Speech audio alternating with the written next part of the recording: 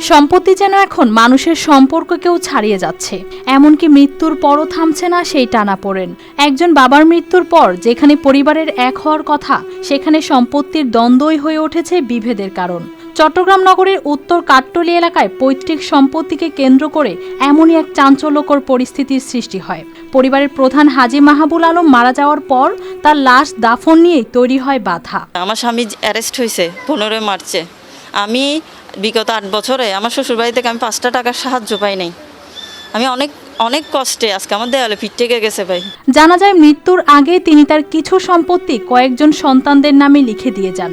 এতে বঞ্চিত 2 ছেলে ক্ষুব্ধ হয়ে বাবার দাফনে বাধা দেন। এখন আমি সমাধান চাইতেছি যে আমার বাবার কিনা সম্পত্তির মধ্যে আমরা 3 ভাই বোন সমান হকদার। ফলে বাড়ির আঙিনায় পড়ে থাকে মরদেহ। শোকের মুহূর্তেই তৈরি হয় তীব্র বিরোধ, যা ছড়িয়ে পড়ে পুরো এলাকায়। পরে স্থানীয়দের মধ্যস্থতায় পরিস্থিতি নিয়ন্ত্রণে আসে। দীর্ঘ সময় পর শেষ পর্যন্ত সম্পন্ন করা হয় দাফন।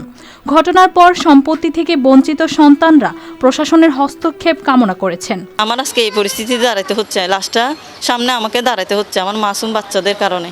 কারণ এই বাচ্চা দুইটাকে নিয়ে আমি কোথায় যাব?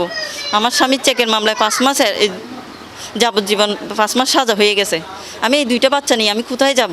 এটার কি কোনো সমাধান নাই? এটার কি কোনো বিচার আমি পাবো না? 8 বছর ধরে করতে করতে তো আমি হয়রান হয়ে গেছি ভাইয়া। তাই আমি আজকে এগুলো বলতে বাধ্য হচ্ছি। আমার শ্বশুরের অসুস্থতার সুযোগ নিয়ে ওরা আমার দেবর মেজোটা এবং আমার শাশুড়ি, আমার ননদ 3জন মিলে ওরা আমার শ্বশুর থেকে জবরদস্তি সম্পত্তি লিখে নেয়। একটি পরিবারের ভাঙনের এই দৃশ্য অনেক প্রশ্নই সামনে এনে দেয়। শেষ পর্যন্ত মানুষের চেয়ে কি সম্পত্তি বড়, সেই উত্তরই খুঁজছে অনেকেই। News desk, RTV।